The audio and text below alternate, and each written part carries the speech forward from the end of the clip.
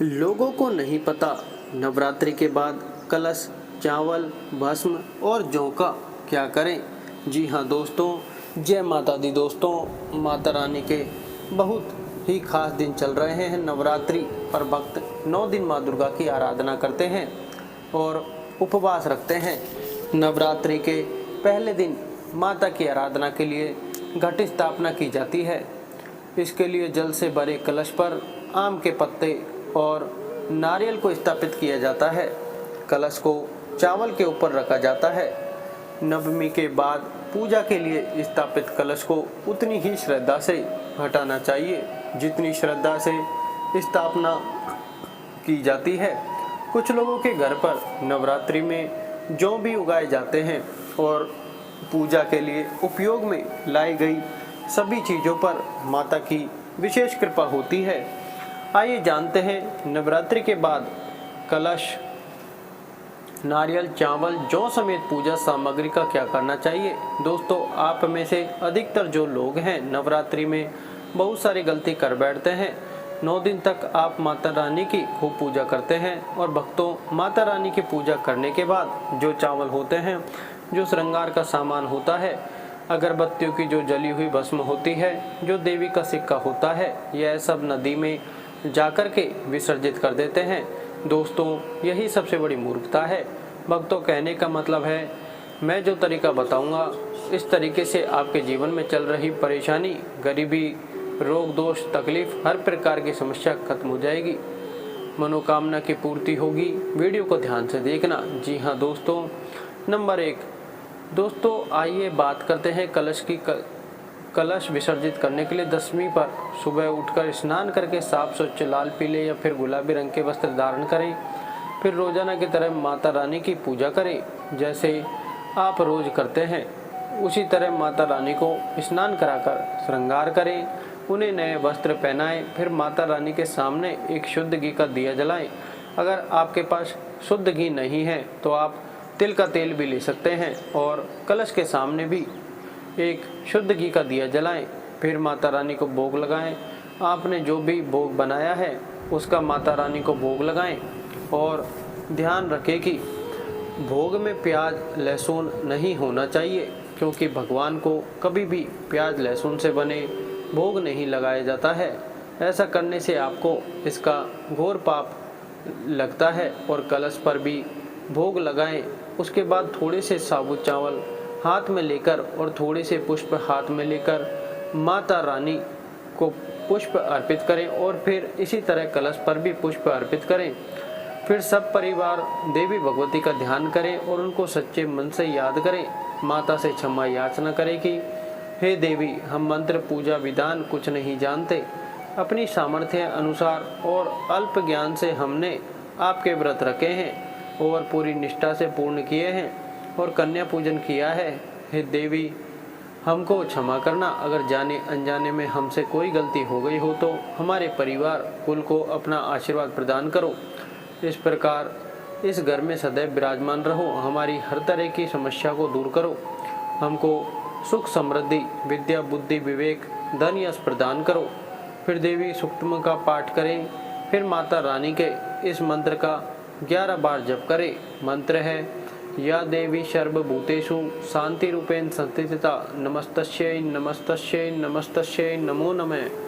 अब भगवान श्री गणेश, नवदुर्गा माँ और समस्त देवी देवताओं भगवान जी से हाथ जोड़कर प्रार्थना करें कि भगवान जी, आज हम इस कलश को विसर्जित कर रहे हैं। आप कलश में से निकलकर हमारे घर, हमारे मंदिर में हमेशा के लिए वास करें और अपनी कृपा हम पर सदैव बनाए रखें। इस तरह प्रार्थना करें। कलश में से निकलकर हमारे घर, हमारे मंदिर में हमेशा के लिए वास करें और अपनी कृपा हम पर सदैव बनाए रखें। इस तरह प्रार्थना करें। कलश के ऊपर से ढक्कन हटाकर कलश को उठाकर अपने माथे से लगाएं। नंबर 2, अब बात करते हैं कलश के जल की। जी हाँ भक्तजनों, कलश के जल को आम के पत्ते की सहायता से सबसे पहले अपने और अपने परिवार के ऊपर छिड़क दें। इसके बाद आप रसोई घर में कलश के जल को छिड़क दें, क्योंकि रसोई घर में माता लक्ष्मी का वास माना जाता है। रसोई घर में सदैव अन्नपूर्णा माता रहती हैं। रसोई घर में जल छिड़कने के बाद अब आप कलश के जल को अपने पूरे घर में छिड़क दें। कोई भी जगह बिना जल छिड़के ना रहने दें। अपने मुख्य दरवाजे पर भी छिड़क दें। ध्यान रखें, कलश के जल को अपने बाथरूम में और कूड़ा रखने के स्थान पर न छिड़कें। ऐसा करने से आपको घोर पाप लगेगा। घर के मुख्य द्वार पर भी कलश के जल को जरूर छिड़कें। पूरे घर में जल छिड़कने के बाद अब आप कलश में से थोड़ा थोड़ा जल अपने और अपने परिवार के सहित प्रसाद के रूप में ग्रहण करें। थोड़ा थोड़ा जल सभी घर के सदस्य पिएं। इसके बाद बचे हुए कलश के जल को आप तुलसी जी की जड़ में या फिर साफ जगह पर लगे हुए किसी भी पौधे की जड़ में चढ़ा दें। ध्यान रहे, कलश के जल को भूलकर भी किसी नाली में न डालें, वरना 9 दिनों का पूजा पाठ सब बर्बाद हो जाएगा। नंबर 3, जो नवरात्रि में जो बचे हुए माता रानी के चावल होते हैं, खड़े हुए चावल होते हैं, इन चावलों को आप अपने भंडार में रखें। अन्य भंडार का मतलब जैसे कि आप अपने घर में जो चावल को पका करके खाते हैं उसमें थोड़े से चावल डाल दिया करें। कुछ धन स्थान पर रख दीजिए। नवरात्रि में आपने जो माता रानी को पुष्प चढ़ाए थे, अब उन पुष्पों को आप धन स्थान में सुखा करके रखें और थोड़े से सूखे पुष्प अपने पर्स में रखें। जो सिक्के होते हैं इसे भी धन पेटी या पर्स में रखना चाहिए। जो चावल होते हैं माता रानी को चढ़े हुए मंत्रों से सिद्ध होते हैं। चावल माता रानी को चढ़े होने के कारण नवरात्रि में माता नवदुर्गा साक्षात स्वरूप में विराजित रहती हैं। तो यह जो चावल होते हैं जागृत अवस्था में हो जाते हैं। यदि भक्तों आप इस प्रकार के चावल को खाते हैं, मतलब जब भी आपके घर में चावल बने तो इसमें से थोड़े से चावल आप उन बनाने वाले चावल में डाल लीजिए। आपको सारे चावल नहीं डालने हैं। इससे आपके शरीर में जो भी बीमारी है, रोग है, कोई दोष है, वह सब दूर हो जाते हैं।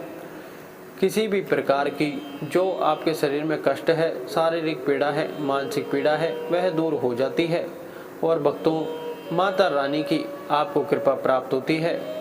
माता रानी की कृपा से शरीर में एक ऐसी ऊर्जा उत्पन्न होती है जो सदैव आपको शांति प्रदान करती रहेगी और आप जहाँ भी चले जाइए, जिस भी कार्य को करिए, वह कार्य आपका सफल होता है।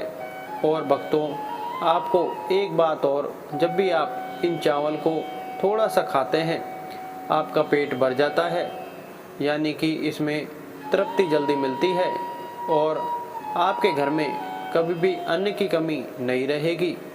नंबर 4, आप में से अधिकतर जो भक्त हैं माता रानी को श्रृंगार का सामान जरूर चढ़ाते हैं। अगर कुछ भी नहीं तो कम से कम एक चीज़ तो जरूर चढ़ाते होंगे और श्रृंगार का सामान चढ़ाने के बाद इसे आप लोग नदी में बहा देते हैं या फिर अन्य को दे देते होंगे। तो ऐसा आपको नहीं करना है। जो श्रृंगार का सामान आप चढ़ाते हैं ये बहुत ही पवित्र होता है।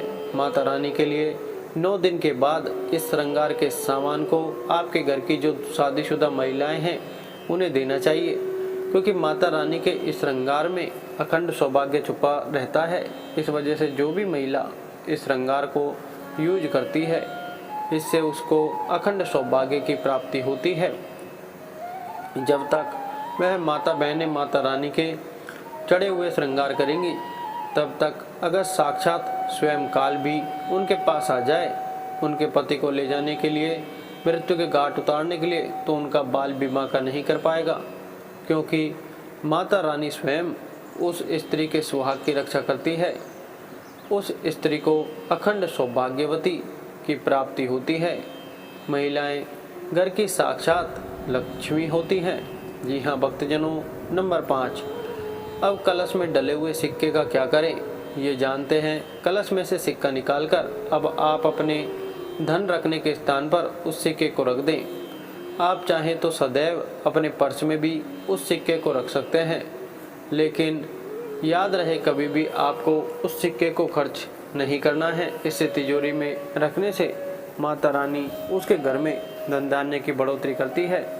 इससे तिजोरी में रखने से धन में बरकत होती है और कभी भी आपके घर में धन की कमी नहीं होती है। जी हाँ भक्तजनों, नंबर 6, दोस्तों अधिकतर भक्त जो होते हैं वो अखंड ज्योत का बचा हुआ तेल नदी में विसर्जित कर देते हैं। सबसे बड़ी यही गलती है। जब आप नवरात्रि में जो ज्योत जलाते हैं तो क्या होता है, 9 दिन तक ज्योत जलने के कारण ज्योत में जो तेल बचा हुआ होता है जागृत अवस्था में होता है और भक्तों जागृत चीज ही अपना पूर्ण रूप से प्रभाव दिखाती है, क्योंकि जब कोई चीज़ जागृत अवस्था में हो जाती है तब उस चीज़ को विशेष लाभ होता है। आपने देखा होगा सभी मूर्तियों की पूजा नहीं होती है। जिस मूर्ति की मंदिर में प्राण प्रतिष्ठा हो जाती है तभी उस मूर्ति की पूजा होती है। जी हाँ भक्तजनों, इससे पहले मूर्ति की पूजा नहीं होती और वह अपना पूर्ण आशीर्वाद नहीं दे पाती है। तो भक्तों, कहने का मतलब है कि ज्योति का बचा हुआ तेल होता है जो जलने के कारण जागृत अवस्था में हो जाती है। तो अगर आपके हाथ पैरों में दर्द होता है या अगर शरीर में किसी भी प्रकार का दर्द होता है या सर दर्द, कमर दर्द आदि, आपको किसी प्रकार की कोई तकलीफ है, किसी ने आपके ऊपर काला जादू कर दिया है, तो इस स्थिति में आप क्या करें, जो ज्योत का बचा हुआ तेल होता है आप अपने सिर में लगाएं। अपने शरीर में जहां दर्द होता है उन हिस्सों पर लगाइए तो आपको इसका लाभ देखने को मिलेगा। इससे शरीर पर कैसा भी तंत्र विकार लगा है, किसी ने काला जादू, भयंकर काला जादू कर दिया हो, तो यह माता रानी की साक्षात कृपा तत्काल ही खत्म हो जाता है। जी हाँ भक्तजनों, नंबर 7, दोस्तों अब बात करते हैं कलश में पड़ी साबुत सुपारी और हल्दी की गांठ की। आप उसे कलश से निकाल कर भी तिजोरी में सिक्के के साथ ही रखना चाहिए। इससे आपके घर की परेशानी जो पैसे को लेकर थी वह छूमंतर हो जाएगी और आपके घर में बरकत होना शुरू हो जाएगी। इसके बाद कलश और अखंड ज्योति पर जो कलावा बंधा है उसे खोलकर आप अपने हाथ, बाजू या फिर गले में पहन सकते हैं या अपने परिवार के किसी भी सदस्य को पहना सकते हैं।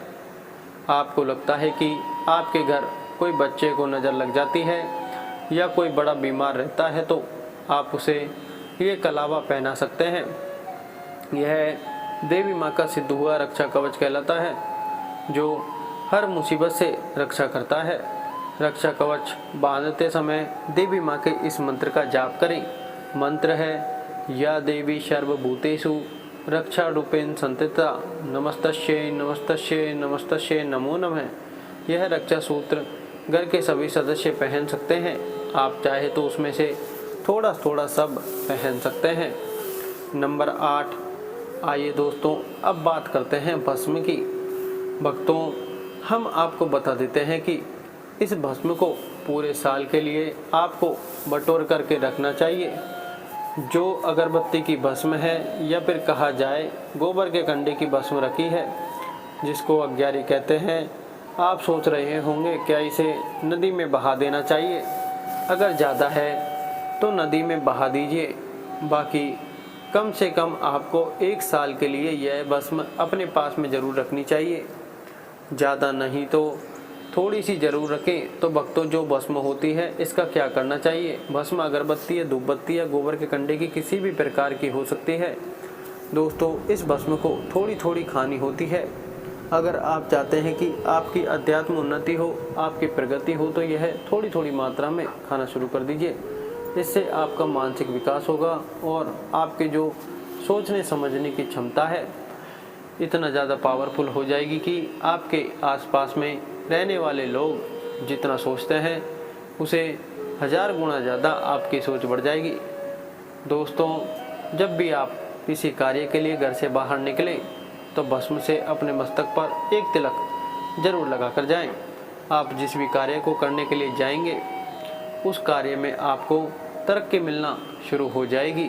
और भक्तों, एक खास बात, छोटे बच्चों को नज़र तो बहुत ही जल्दी लग जाती है, तो उस भस्म का थोड़ा सा तिलक आप उनके मस्तक पर लगाएं या फिर आपके या घर के किसी सदस्य के जिस हिस्से में दर्द हो रहा है, जैसे कि पेट में अचानक से दर्द हो रहा है, उस हिस्से पर भस्म को रगड़ दीजिए।